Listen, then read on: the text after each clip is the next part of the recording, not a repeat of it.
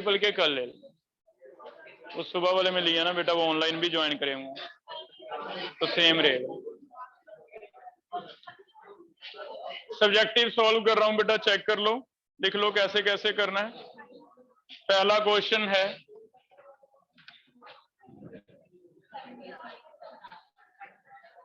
How large a balloon could you fill with 4 gram helium. Large का मतलब हमें volume निकालना पड़ेगा। तो पहला क्वेश्चन है आपका, फॉर्मूला लगेगा PV is equal to W/M RT। Pressure आपको गिवन है 720 mm, लेकिन हमें एटमॉस्फेयर चाहिए होगा, तो कितने से डिवाइड करें? 760 से, ये ATM बन जाता है। ठीक है, 760 से डिवाइड। प्रेशर चेक करो। सेकंड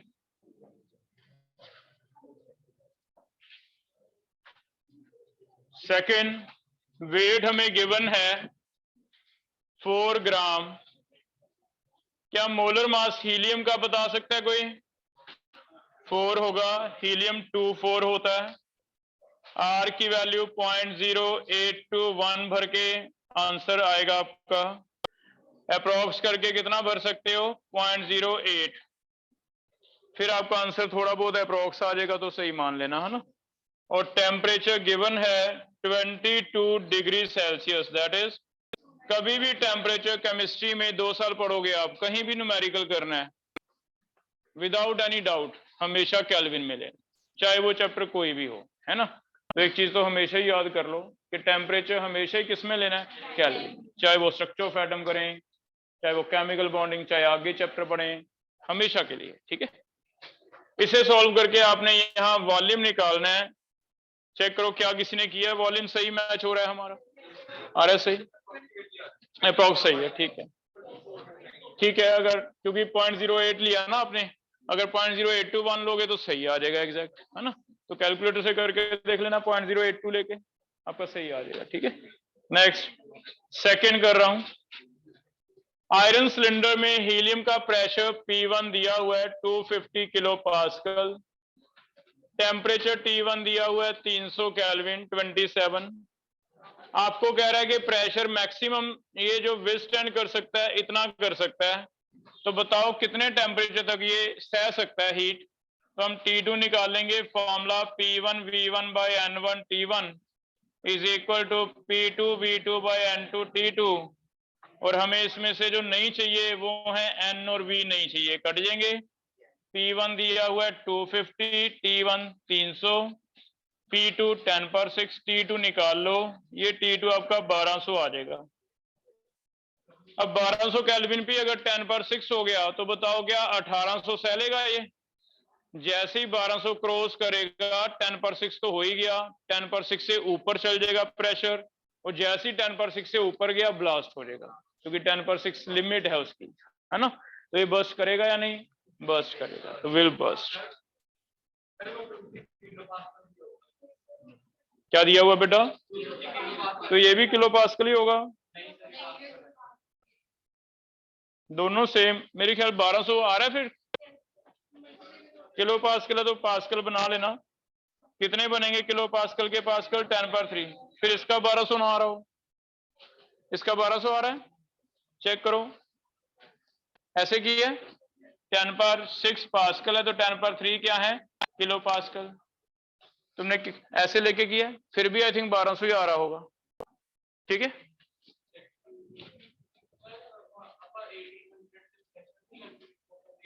दोनों कर सकते हो बेटा। दूसरा ऑप्शन है, क्या प्रेशर कैलकुलेट कर लो 18 पे कितना होगा। क्या वो प्रेशर 10/6 से कम है या ज्यादा है? अगर वो 10/6 से ज्यादा है तो फिर भी फट गया, है ना, सह नहीं सकता। दोनों ही ऑप्शन है, जैसे मर्जी।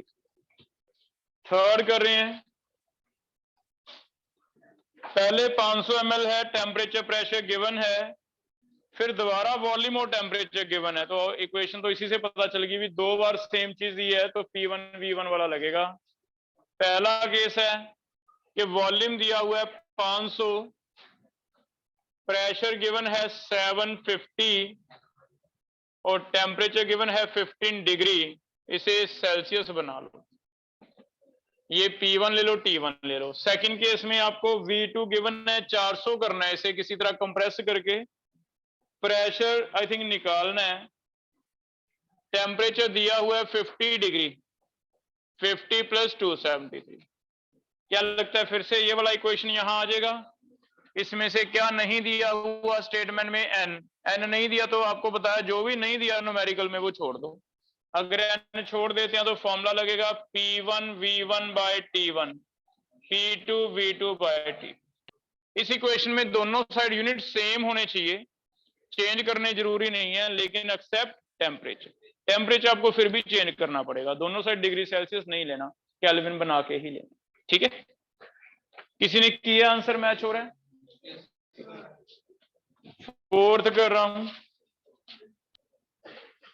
फोर्थ में देखो, पहले फिर से वॉल्यूम दे रखा है 100, प्रेशर दे रखा है 750। फोर्थ में पहला वॉल्यूम दे रखा है 100, प्रेशर दे रखा है 750, 745 प्रेशर दोबारा दे रखा है, V2 निकालना है। तो यही वाला इक्वेशन N1 T1 कट गया, क्या रह गया? P1 V1 is equal to P2 V। Solve करके आ रहा है answer. Fifth is temperature constant है, प्रेशर दोबारा से पता करना है। पहले प्रेशर कहता 750 है जब नाइट्रोजन का वॉल्यूम 5 लीटर है, बाद में इसका वॉल्यूम हमें आयरन का कंप्रेस करके 1 लीटर कर देना है। अगर वॉल्यूम 1 लीटर करना है, कंप्रेस करना है, तो प्रेशर ने हमें निकालना पड़ेगा। टेम्परेचर कांस्टेंट है, same formula P1 V1 is equal to P2 V2। तो P2 निकाल ले, हो जाएगा। और लास्ट एक 6th क्वेश्चन है। 6 में भी टेम्परेचर 2 दिख रहे हैं, T1 T2, वॉल्यूम एक 100 दिख रहा है, दूसरा निकालना है। तो एक जरूरत ही नहीं है, टेम्परेचर 2 दिख रहे हैं T1 T2, वॉल्यूम एक दिख रहा है, एक निकालना है। बाकी पढ़ने की भी जरूरत नहीं होती, जो वैल्यूज उसी से आंसर आया था भी क्या क्या लगेगा। टेम्परेचर एक है 15 डिग्री प्लस 273, एक है -15 प्लस 273, केल्विन बन जाएंगे। वॉल्यूम पहले 100 है, बाद में निकालना है। आई थिंक इसमें से अगर देखें फॉर्मूला क्या बनेगा, चेक करना। V1 by T1 is equal to V2 by T2। ठीक है, ये हो जाएंगे। 7th का मैं आंसर लिख देता हूं। कन्वर्ट करना है, ए पार्ट में चेक करो 380 को कितने से डिवाइड करें? 760 से। बी पार्ट में सेंटीमीटर में कितने से डिवाइड करना पड़ता है? 76 से। सी पार्ट में 0.2 को पास्कल में कन्वर्ट करना है, तो 1 atm is equal to 10132.5 pascal. 1 atm के नीचे 0.2, इसके नीचे x निकाल। डी पार्ट 19 को डिवाइड करना है 76 से, आंसर है। ठीक है, तो मैं आपको हिंट दे रहा हूं, कैलकुलेशन रहेगी वो आपने कर लेना, मैच कर लो। कोई कॉन्सेप्ट में डाउट है तो पूछ लो भी ये कहां से आ रहा है। ठीक है, 8th का ए सीधा ही याद है वाटर के लिए, तो क्या 10.33 मीटर हमने किया था क्लास में, तो ये 1033.3 के आसपास आई थिंक सेंटीमीटर में था। 10.33 अप्रोक्सीमेट मीटर था। हमने किया था क्लास में कि अगर मरकरी की जगह पानी भर लेते हैं तो कॉलम की लेंथ बहुत ज्यादा होती है। कितने मीटर लंबा हो जाता है? 10.3। ठीक है, तो 8 का बी भी इसी से निकल जाएगा। अगर 10.3 मीटर एक एटमॉस्फेयर है, मरकरी का 76, तो देखना ऑब्जेक्ट जो है नीचे चला गया, वो 103.3 मीटर नीचे चला गया। अगर 10.3 नीचे जाता तो 1 एटमॉस्फेयर बनता, 103 का कितना बन गया फिर? 10 एटमॉस्फेयर बन गया। तो 10 एटमॉस्फेयर तो पानी की वजह से आ गया, क्योंकि 100.3 चला गया नीचे, तो 100.3 डिवाइड 10.3, 10 तो वो आ गया, एक एयर का है ही है, तो टोटल एटमॉस्फेयर कितने हो जाएगा? 11 एटमॉस्फेयर। तो ऑब्जेक्ट के ऊपर कितना प्रेशर लग रहा है, पानी की वजह से 10 ATM लग रहा है, एक एयर का लग ही रहा है, टोटल कितना आ जाएगा 11। ठीक है, ये कल हमने कर ही लिया था 10th 11 कल कर लिया था मैनोमीटर वाला। ठीक है, चलो ऑब्जेक्टिव कर डिस्कस कर। ठीक है, ये लो आगे स्टार्ट कर रहे हैं।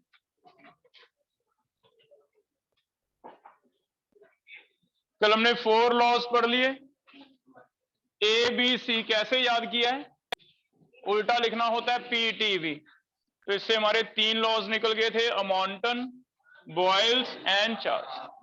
एवोगैड्रो बैलून से याद किया भी जैसे जैसे बैलून में हवा भर रहे हैं, मोल्स बढ़ रहे हैं, तो वो वॉल्यूम भी क्या हो रहा है, बढ़ रहा है, V डायरेक्टली प्रोपोर्शनल। ठीक है, इतना कर लिया था हमने। आगे इसमें एक दो चीजें और ऐड करनी है। लॉज का टॉपिक आज कंप्लीट कर रहे हैं। एक हमें दिया रहेगा ग्राफ है of log x versus log y। दो वेरिएबल है एक्स एक्सिस और वाई एक्सिस पे, लेकिन इसमें एक प्रॉपर्टी मैथमेटिक्स की यूज हो रही है, लॉग। अब लॉग आपने मैथ्स में पढ़ा या नहीं पढ़ा, या फिजिक्स में पढ़ा कहीं, तो हमें ज्यादा नहीं चाहिए, नहीं भी पढ़ा, आपको सिर्फ इतनी प्रॉपर्टी याद करनी है यहाँ पे कि अगर हमारे पास दो वेरिएबल मल्टीप्लाई हो रहे हैं और मैं इनका लॉग लेता हूं, तो लॉग ऐसे ले सकते हैं, log A into B means अलग अलग लिखा जा सकता है प्लस करके, पहली प्रॉपर्टी। अगर हमारे पास डिवाइड है दो वेरिएबल और हम इनका लॉग लेते हैं, तो इन्हें माइनस करके लिख सकते हैं ना, इतना तो पढ़ा होगा, तो हमारा काम इससे चल जाएगा। हमें कुछ ग्राफ लॉग के आ सकते हैं, सेम अमाउंटन, बॉयल्स और सभी। लॉग के कर्व कैसे आएंगे, पहला केस, दो केस होंगे, एक तो है x directly proportional to y, इसका कर्व देख लेते हैं, एक x inversely proportional to y। मैं आपको जनरल सिखा देता हूं, उसके बेस पे आप देख लेना भी अमाउंटन, बॉयल्स क्या क्या बनेगा। अगर मान लो कोई प्रॉपर्टी में रिलेशन ऐसा आता है डायरेक्ट, जैसे v directly proportional to t, Charles law. अगर डायरेक्ट रिलेशन आता है, हमें कहता है log x और log y का कर्व कैसा आएगा, तो हमें कैसे करना है, सबसे पहले तो मैथमेटिकली इक्वल कर लेना है, कांस्टेंट लगा के हो जाता था, हो जाएगा के। अब इसका दोनों साइड log ले लेना है, और दोनों साइड log लेने से log k plus log y लिख सकता हूं मैं इसे, क्योंकि अगर दो चीजें मल्टीप्लाई हो रही हैं तो क्या होता है, ऐड, ये आ जाएगा, ऐसे बन जाएगा बेटा। अब इनका log x और log y का अगर आपको ग्राफ ड्रॉ करना है, तो एक इक्वेशन है हमारे पास, y is equal to c plus mx, इसे कहा जाता है स्ट्रेट लाइन इक्वेशन। ये हमने आई थिंक पहले भी पढ़ा था, जब हमने स्ट्रक्चर ऑफ एटम में एक टॉपिक पढ़ा था, फोटोइलेक्ट्रिक इफेक्ट। इसका मतलब ये है कि y एक्सिस पे अगर ये वाला वेरिएबल ड्रॉ करते हैं, x एक्सिस पे ये वाला वेरिएबल, तो कुछ जगह जीरो से नहीं स्टार्ट करना, कुछ जगह नीचे से हाइट छोड़नी पड़ती है, इस जगह को हम क्या कहते हैं, इंटरसेप्ट। और जो कर्व आती है उसका एक हाइट होता है, उस हाइट को क्या कहा जाता है, स्लोप। वो एक एंगल पे बनेगी, ऊपर की तरफ भी बन सकती है, नीचे। तो यहाँ दो वेरिएबल c को कहा जाता है इंटरसेप्ट, और m को क्या कहा जाता है, स्लोप। C हमें बताना है, अभी जीरो से स्टार्ट नहीं करना, थोड़ा हाइट से स्टार्ट करना है, वो कितनी हाइट है उसे कहते हैं इंटरसेप्ट। स्लोप होता है कि कर्व का एक एंगल है, थोड़ा ऊपर ऐसे कितने थीटा एंगल पे ऊपर बेंड करनी है कर्व, उसे कहते हैं उसका स्लोप। स्लोप क्या होता है, जैसे स्टेयर्स हैं हमारी, सीढ़ियां हैं, हम कहते हैं भी इतना स्लोप रख दो, ज्यादा रख दो स्लोप कम रख दो, है ना। स्लोप क्या है, वो जो आपका एंगल बन रहा है, कितना हाइट जा रही है, उसे क्या कहते हैं, स्लोप ना। अब ये इंटरसेप्ट और स्लोप कैसे पता चलेगा, अगर y एक्सिस पे ये ड्रॉ करते हैं, x पे ये वाला या तो पॉजिटिव होगा यहाँ पे, या फिर नेगेटिव होगा। अगर पॉजिटिव होगा तो आपने कर्व ऐसे ड्रॉ करना है कि इधर लिख लेना है log x, y एक्सिस पे, x एक्सिस पे क्या है, log y, x और y में भी v o t p o t कुछ भी हो। इंटरसेप्ट का मतलब जीरो से स्टार्ट नहीं करना, थोड़ी हाइट छोड़ दो, यहां से स्टार्ट करना है, यहां से जो स्टार्ट करना है ये कर्व ऊपर की तरफ जा रही है, अगर यहाँ पॉजिटिव है साइन, इसका मतलब है स्लोप पॉजिटिव ऊपर की तरफ जाना है, बढ़ रहा है।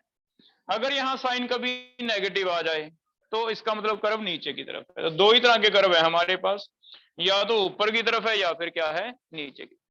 ये जो स्लोप होता है बेटा, स्लोप डिफाइन होता है tan ऑफ थीटा, क्योंकि ये हाइपोटेन्यूज ए बी सी में स्लोप का मतलब हाइपोटेन्यूज है, ये कितना होगा A B upon B C, और इसे क्या कहते हैं हम, tan ऑफ थीटा।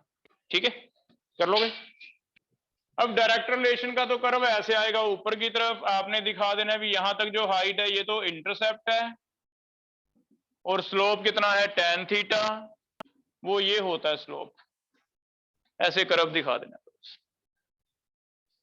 ठीक है, तो डायरेक्ट रिलेशन का कर्व सीधा याद हो जाएगा, ऐसे बनाना है हमने, जीरो से नहीं स्टार्ट करना, थोड़ा ऊपर से स्टार्ट करना है। 4 ग्राफ देगा, 4 में से पहचान लेना है कौन सा सही है, पहचान सीधा है, डायरेक्ट रिलेशन है तो ऐसा आएगा। ज्यादा से ज्यादा दूसरा रिलेशन किस तरह का हो सकता है, इनवर्स।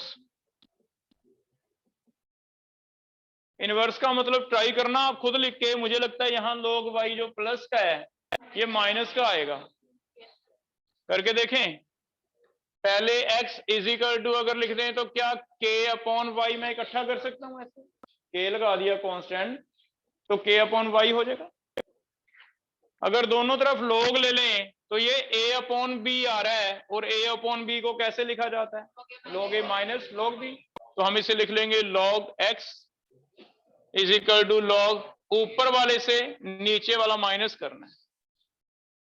अब इसे अगर कंपेयर करें y is equal to c plus M X, तो यहां देखो स्लोप नेगेटिव आ रहा है।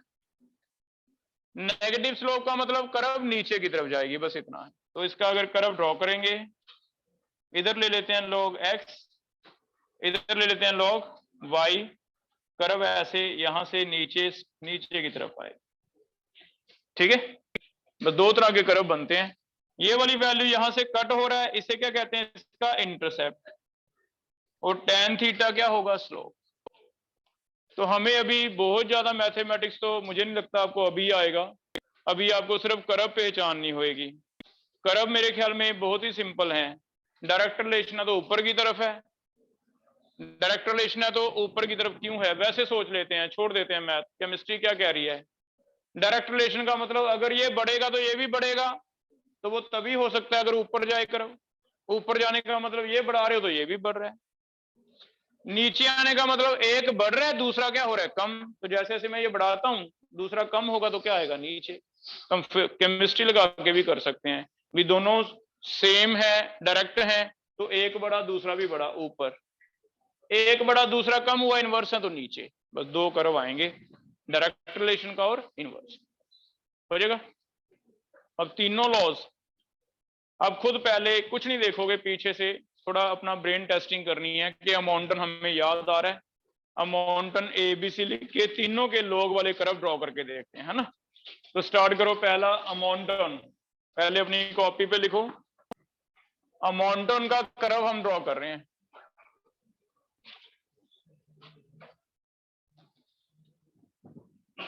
अमाउंटन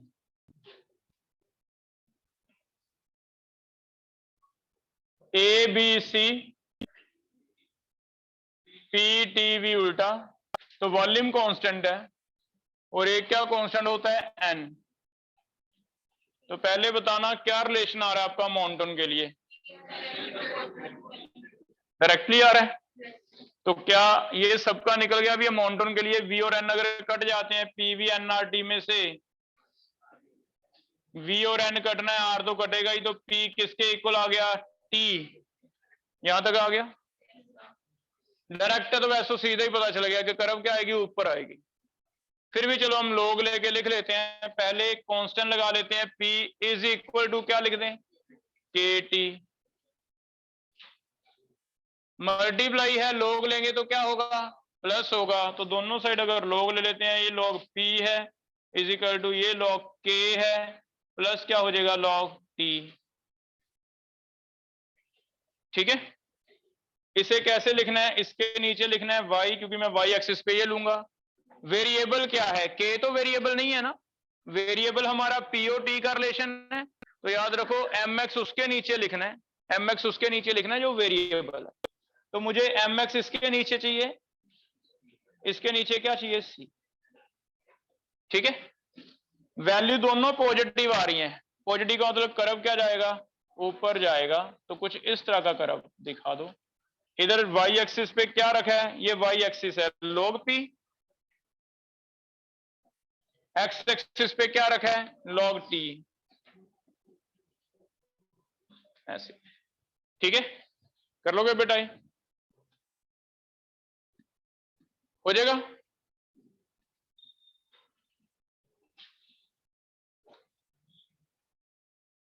अगर पूछी जाए, मान लो मैं तुम्हें इंटरसेप्ट की वैल्यू कुछ बता दूं 30 40, तो इंटरसेप्ट की वैल्यू से आप k निकाल सकते हो। मुझे इंटरसेप्ट किसके इक्वल है, यहां से log k।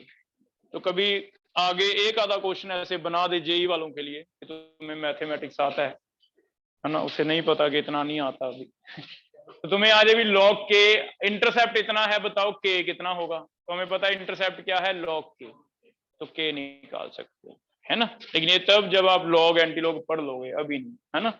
अभी से हो जाएगा बेटा। क्या स्लोप आपको tan थीटा पता है,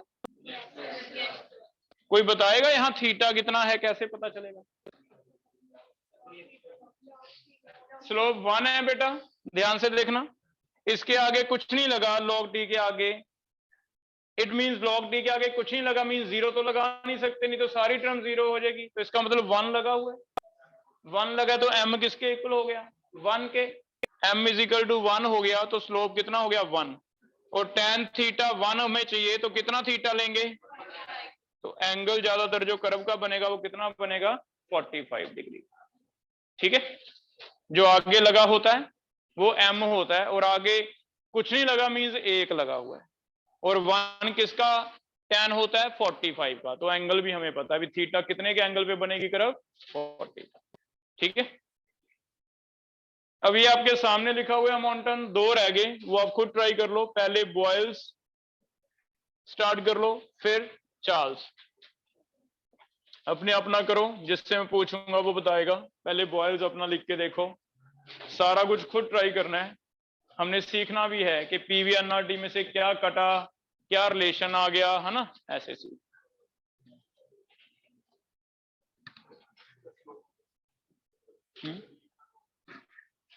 लिखा नहीं हुआ मीन्स 1 है बेटा। ये वाला log t तो x हो गया, log t के आगे कुछ नहीं लगा मीन्स 1 तो अंडरस्टूड है ना, क्योंकि मल्टीप्लाई बाय 1 क्या रहता है, सेम ही रहता है। इसका मतलब इसके आगे 1 लगे, तो x के आगे m, इसके आगे 1, it means m is equal to 1। तो स्लोप कितना है, 1। ठीक है, ऐसे।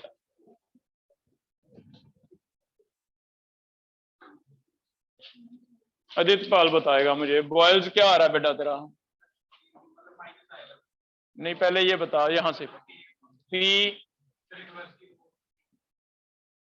Is equal to k upon v, log p is equal to log k minus log, यहां तक आ गया। माइनस आ रहा है, माइनस आ रहा है तो कर्व क्या जाएगी, नीचे। बस इतना याद रखना है, इधर आएगा log p, इस साइड आएगा log v, कर्व क्या आ जाती है, नीचे। बचेगा, ऐसे थर्ड कर लो।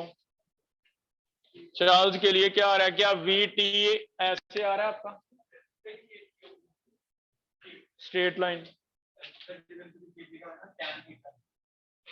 वो तो 1 ही रहेगा बेटा, स्लोप तो 1 ही रहेगा। माइनस का मतलब नीचे आ गया, थीटा तो 45 ही आएगा सेम। क्या आएगा, हाँ 135 माइनस 1 आ जाएगा ना, माइनस 1 का tan कितना, फिर 135 लोगे, तो ऐसे। ठीक है, ऐसे इसमें मेरे ख्याल में डायरेक्ट आ जाएगा, चेक करके देखना। क्या ऐसे लिख लें, v is equal to K T, और log लेंगे तो log v is equal to log k,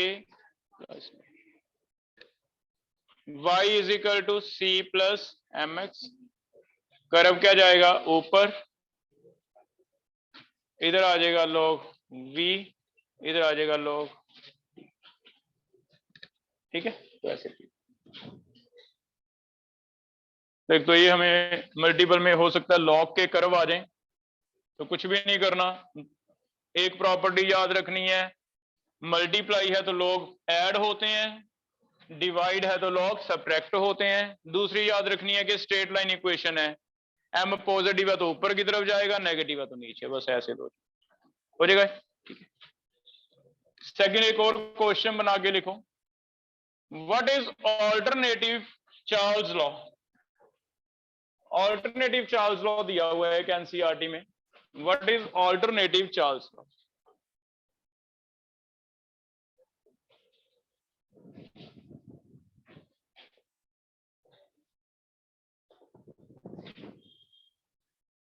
alternative का मतलब क्या है, एक एग्जैक्ट एक्सपेरिमेंट देख रहे हैं, वी चार्ल्स ने हमें क्या बताया है, ये कह रहा है, अभी हमने लिखा था लास्ट वाले में volume directly proportional to temperature.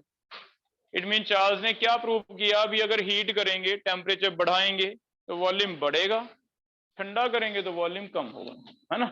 तो इसने एक्चुअली एक एक्सपेरिमेंट सेटअप किया है, उस एक्सपेरिमेंट के बेस पे जो स्टार्टिंग इसने लॉ दिया था वो क्या था, उसे हमने मॉडिफाई करके जो बनाया वी डायरेक्टिव टी बनाया।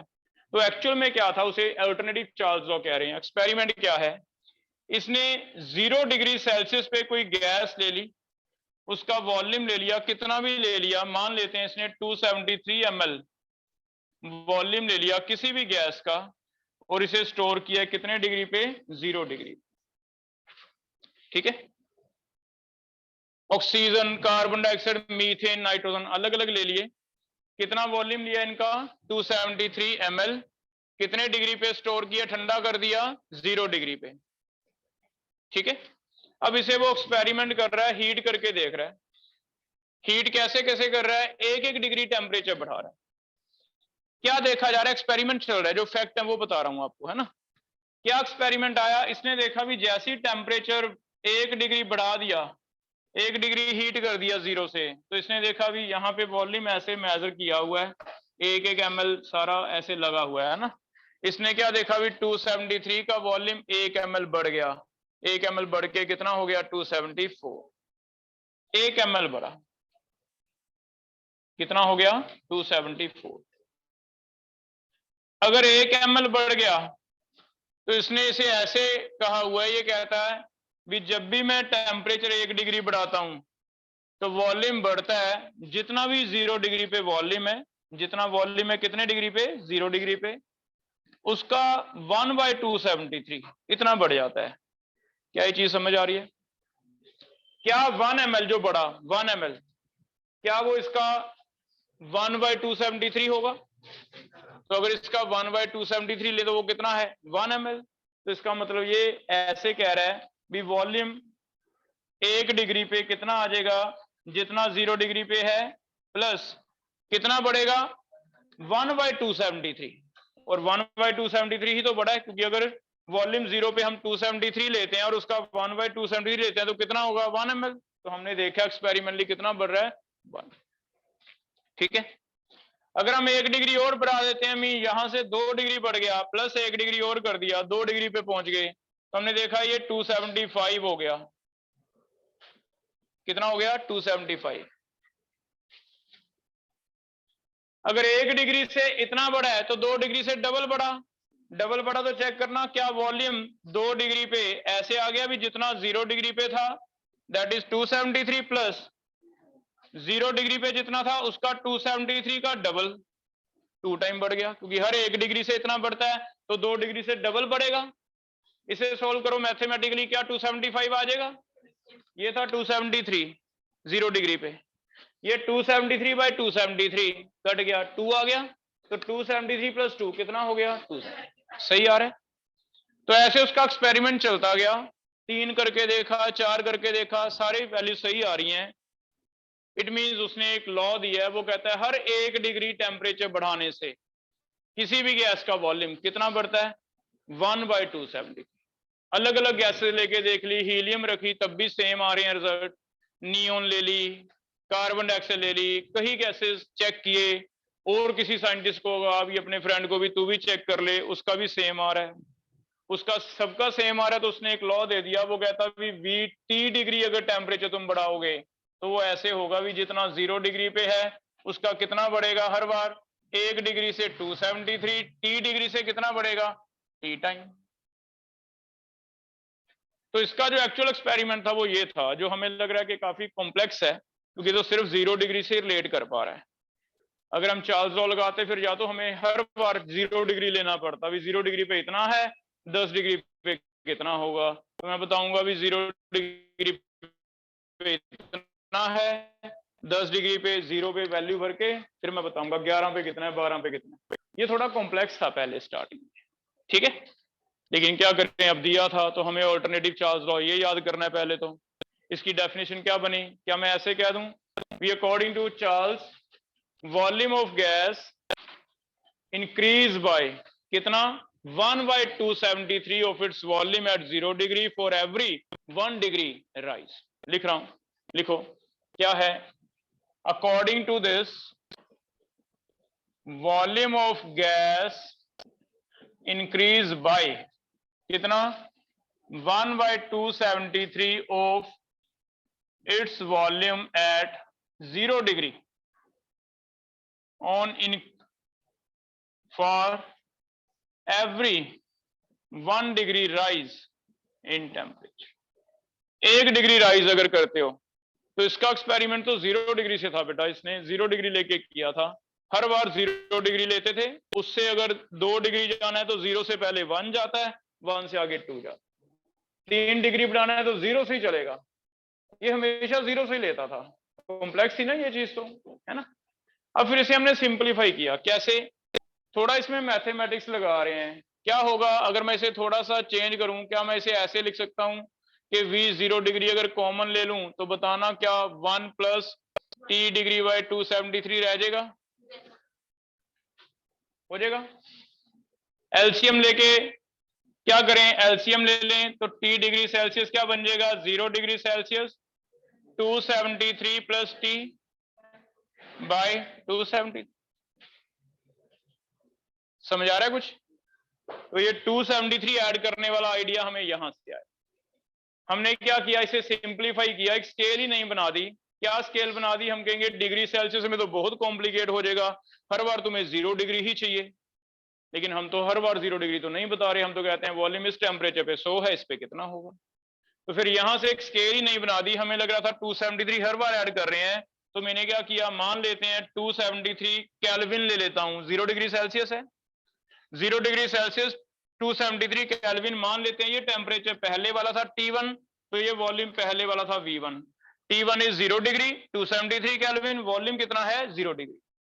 बाद में टेम्परेचर बढ़ा दिया कितना कर दिया T2, अगर वो T2 डिग्री सेल्सियस की जगह केल्विन में लें तो आप ऐसे लोगे ना 273 प्लस टी, ये T2 हो गया, तो हमारा ये क्या आ जाएगा V2, समझ आ रही है बात। तो मान लो T1 टेम्परेचर मेरा था 0 डिग्री, मींस केल्विन कितना है 273, तो V1 कितना था V0 डिग्री, है ना। टेम्परेचर T2 कितना ले लिया, T डिग्री सेल्सियस ले लिया, लेकिन केल्विन में कितना होगा T प्लस 273, तो फिर वॉल्यूम मेरा VT डिग्री जो है उसे मैं V2 ले सकता हूं, ठीक है। अब इनकी अगर वैल्यू भरें, देखो जो कॉम्प्लेक्स चीज थी कितनी सिंपल बन गई। हमने इसे क्या नाम दे दिया V2 नया वॉल्यूम, ये क्या है V1 पहले वाला वॉल्यूम, लेकिन बस इतना है कि टेम्परेचर जो लोगे वो डिग्री सेल्सियस में ना रखो, किसमें ले लो केल्विन में, अगर केल्विन में ले लें तो इसे मैं नया टेम्परेचर बना रहा हूं T2, ये मैं पहले वाला टेम्परेचर बना रहा हूं T1, तो हमारा रिलेशन बहुत ही सिंपल हो गया। तो ये मॉडिफाइड चार्ल्स लॉ है जो हमें बाद में पता चला भी, इसे तो ऐसे कर लेते हैं। तो यहां से एक नई स्केल की शुरुआत हुई, नई स्केल हमने बनाई, वो स्केल यहां से पता चला भी वाई 273 ही ऐड करते हैं, तो हमने एक अपनी तरफ से इसे सिंपलीफाई करने के लिए एक स्केल बनाई है, क्योंकि 273 हर बार ऐड करना पड़ रहा था, तो चार्ल्स के बेस पे एक नई स्केल बनाई गई जिसे हम एब्सोल्यूट स्केल ऑफ टेम्परेचर कहते हैं या केल्विन स्केल कहते हैं। उसमें हमेशा यहां से पता चला भी कितना ऐड करना पड़ता है 273, इससे हमने मॉडिफाई करके बहुत ही सिंपल वे में चार्ल्स लॉ दे दिया। It mean Charles law V directive of T जब V2 by T2 V1 by T1 तब है जब T कैपिटल है, और T कैपिटल का सिंबल जनरली हम यूज करते हैं केल्विन के लिए, स्मॉल टी का सिंबल हम यूज करते हैं डिग्री सेल्सियस के। हो जाएगा बेटा। अब स्टोरी है पार्ट, स्टोरी से हमें कुछ नहीं लेना, हमें क्या करना है, दो रिलेशन याद रखने हैं। एक तो इसका ये वाला डेफिनेशन, एक ये वाला रिलेशन। आपको कह दे भी ये कौन सा लॉ है, तो हम कहेंगे ये भी कौन सा है, चार्ल्स लॉ ही है, कुछ अलग नहीं। इसी को सिंपलीफाई करके हमने ये बनाया। हो जाएगा बेटा। तो आप अंडरलाइन कर लो, आपके क्वेश्चन ये रहने वाले हैं कि एक तो ऑल्टरनेटिव चार्ल्स लॉ, क्या ये भी सही है, हम कहेंगे यस सही है। और दूसरा, क्या ये इक्वेशन एक्सप्लेन कर सकते हो, हम कहेंगे ठीक है, ये कौन से लॉ से आ रही है, चार्ल्स लॉ से। हो जाएगा बेटा। समझ आ गया कैसे आया V1/T1? इसी से absolute scale of temperature I. कर लोगे? लिखो, एक और क्वेश्चन बना के लिखो। एक तो ये हो गया अल्टरनेट चार्ल्स लॉ, इसमें आपको सीधा ये बताना है, ये सारा समझाने के लिए था। आपको अगर आ रही है what is alternative Charles law, तो आपने डेफिनेशन के बाद सीधा ये क्वेश्चन लिखना है, याद रह जाएगा। ये समझ आ रहा है, VT 0 डिग्री ब्रैकेट 1 + 2, बस हमें तो ये लिख के दिखाना है, हमें और कुछ नहीं कराना। ये तो मैंने प्रूव करने के लिए तुम्हें करके दिया, तुम्हें नहीं पूछे, हमें ये दो चीजें याद रखनी है, ठीक है, हो जाएगा।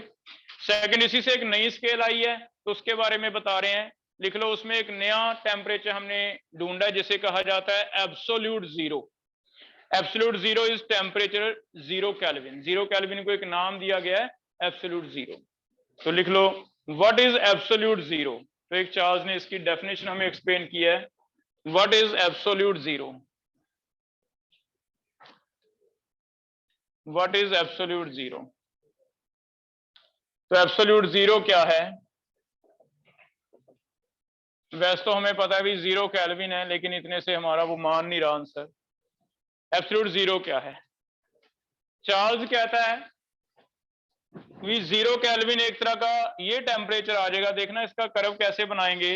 अगर मैं 0 डिग्री सेल्सियस लेता हूं तो वॉल्यूम V 0 डिग्री है ना। जैसे जैसे मैं टेम्परेचर एक एक करके बढ़ाता हूं, 1 डिग्री, 2 डिग्री, 3 डिग्री, क्या लगता है वॉल्यूम बढ़ रहा है या कम हो रहा है? बढ़ रहा है, तो इधर बढ़ रहा है।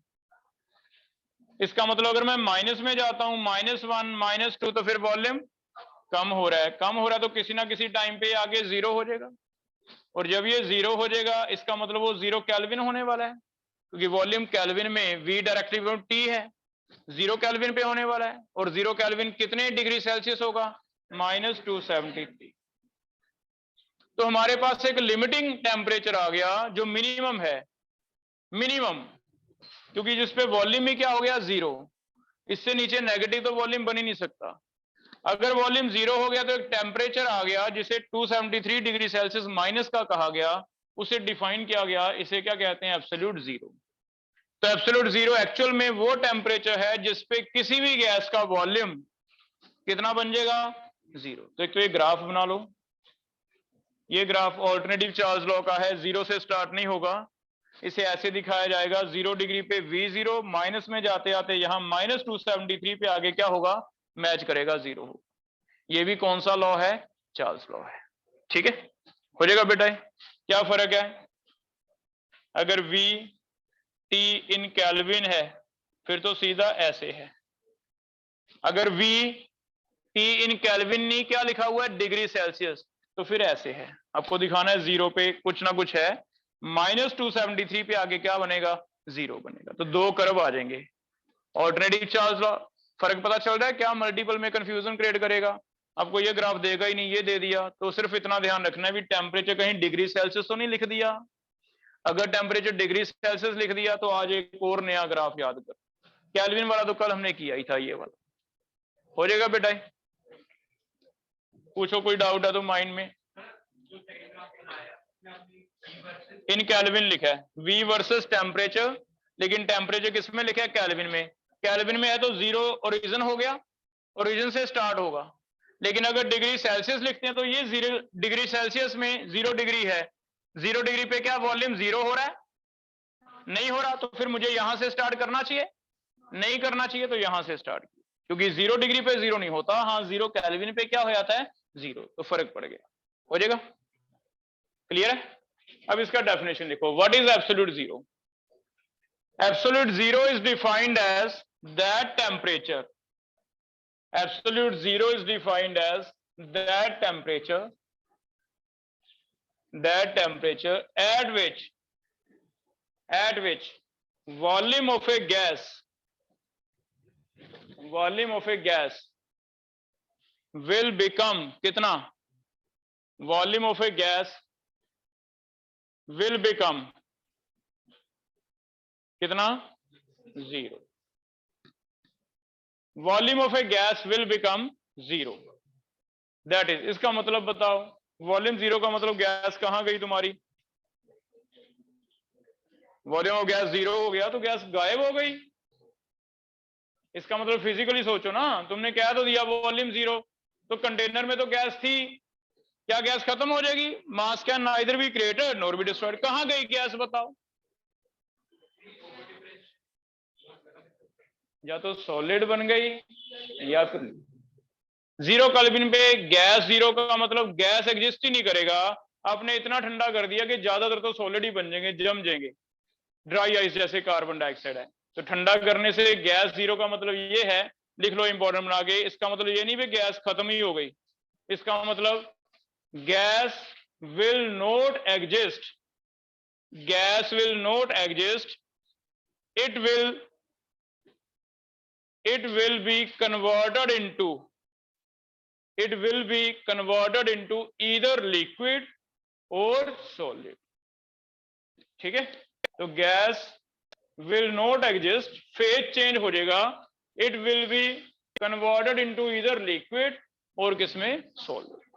चेंज हो जाएगी, किसी ना किसी में कन्वर्ट हो जाएगी, तो इसे कहते हैं ऑल्टरनेटिव चार्ज. कर लोगे बेटा? हो जाएगा. मेन इंपॉर्टेंट इज, एक तो ग्राफ मल्टीपल में आएगा तो आपने पहचान लोगे ये वाला. दूसरा ये relation V T is equal to V 0 bracket 1 plus T by 273, ये भी कौन सा लॉ है, चार्ज लॉ. मेन ये चीज ध्यान दे. हो जाएगा क्लियर? नेक्स्ट लिखो, alternative Avogadro law. Alternative Avogadro's law.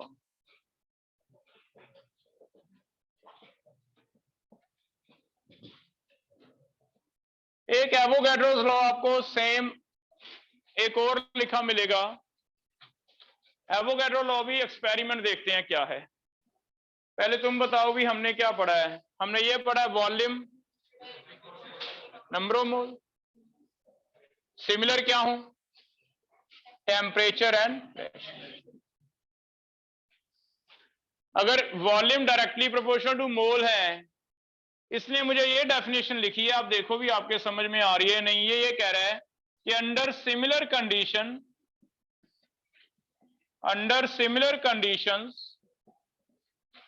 of temperature and pressure, equal volume of all gases will contain equal number of molecules, that is moles. Molecule और मोल में क्या फर्क है? एक मोल कितने मॉलिक्यूल होते हैं? 6.022 इंटू 10⁻23. इसे हम एवोगैड्रो नंबर कहते हैं. ये आपने 9th में थोड़ा बहुत पढ़ा होगा, इतना लिख लो. 1 मोल का मतलब कितने एटम या मॉलिक्यूल, एक वैल्यू है 6.022 इंटू 10⁻23, इसे कहते हैं एवोगैड्रो. इतने सारे मॉलिक्यूल अगर हैं तो उसे एक मोल कहा जाता है. जैसे एक डजन, हम जनरली बात करते हैं 1 डजन, तो वो 12 चीजों को कहा जाता है. ऐसे 2 डजन 24 चीजों को. ऐसे हमारा केमिस्ट्री में एक डजन जो है वो 12 से तो नहीं सरा. हमने अपना डजन एक बहुत ही बड़ा बनाया है, क्योंकि एटम मॉलिक्यूल बहुत ही छोटे हैं. तो हमारे लिए डजन क्या है? इतने सारे एटम जब मॉलिक्यूल इकट्ठे अगर देंगे तो उसे मैं एक डजन की जगह बाद क्या करूंगा, 1 मोल. क्लियर है? तो चाहे मैं मोल लिख दूं चाहे मॉलिक्यूल, अगर मोल सेम है तो मॉलिक्यूल भी क्या होंगे, सेम. अगर 1 मोल है तो दोनों के इतने इतने मॉलिक्यूल हैं, 10 मोल है तो 10 गुना है. अब तुम इसे समझाओ मुझे भी, ये चीज सही है या नहीं. इक्वल वॉल्यूम किसी भी गैस के सेम मॉलिक्यूल जस्ट सेम मोल रखेंगे. क्या ये यहां से आ रहा है बेटा? हम कह रहे हैं मोल बढ़ेंगे तो वॉल्यूम बढ़ेगा. इट मींस अगर वॉल्यूम कांस्टेंट है तो मोल भी क्या है, कांस्टेंट है.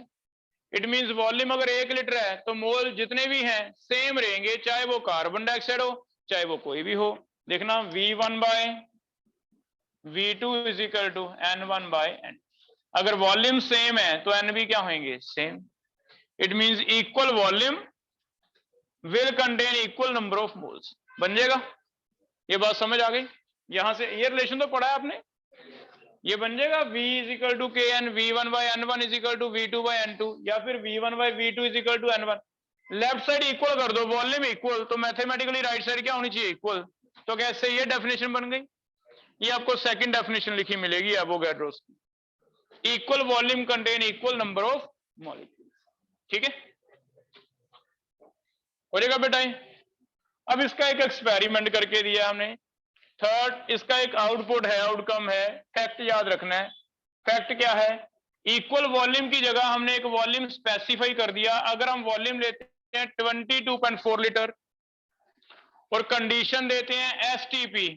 एसटीपी याद करो, एसटीपी लिखा जाता है स्टैंडर्ड टेम्परेचर एंड प्रेशर, और स्टैंडर्ड टेम्परेचर एंड प्रेशर होता है, स्टैंडर्ड टेम्परेचर लेते हैं हम 0 डिग्री, दैट इज 273 केल्विन।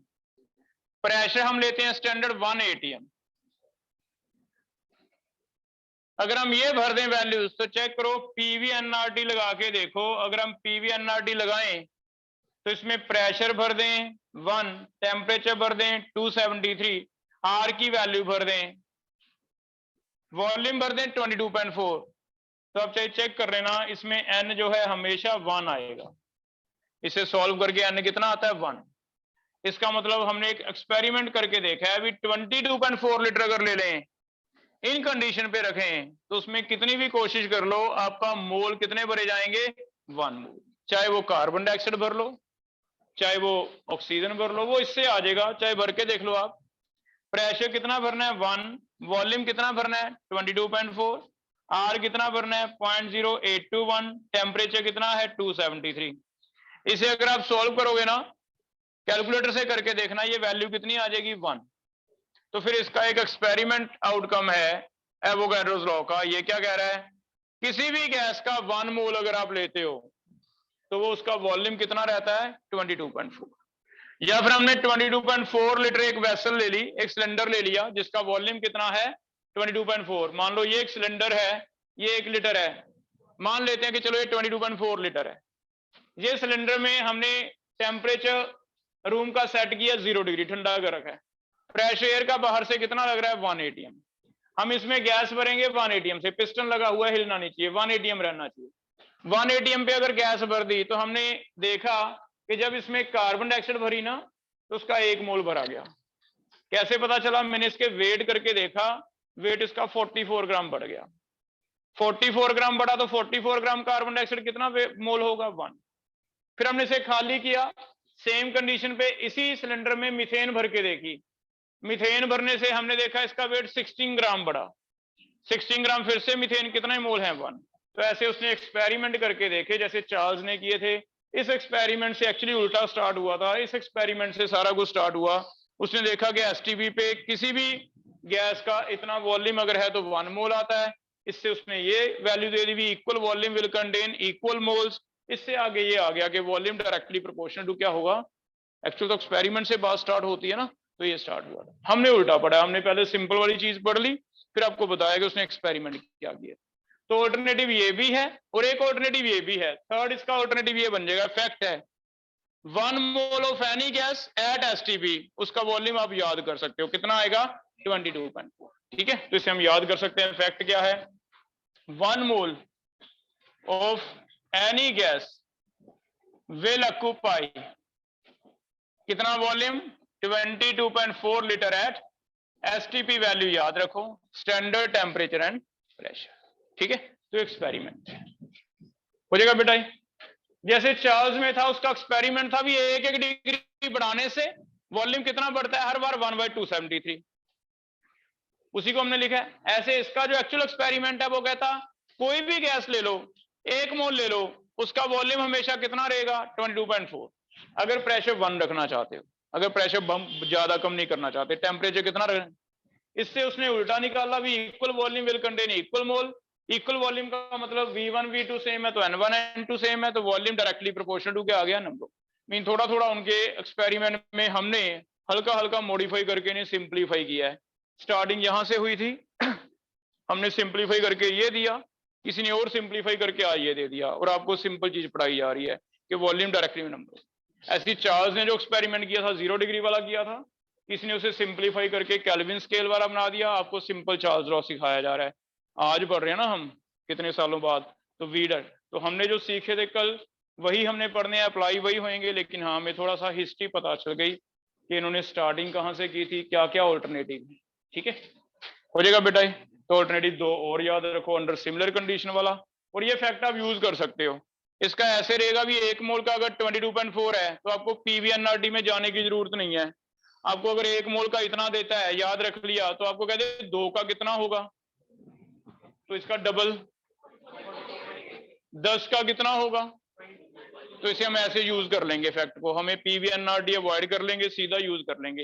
लेकिन क्या लिखा रहना चाहिए, एसटीपी। अगर एसटीपी लिखा तो ऐसे कर लोगे बेटा। ठीक है, तो इससे हमारा ये 4 लॉज वाला टॉपिक कंप्लीट हो जाता है एनसीईआरटी के अकॉर्डिंगली। ठीक है, नेक्स्ट हम कल स्टार्ट करें, इतना पढ़ेंगे।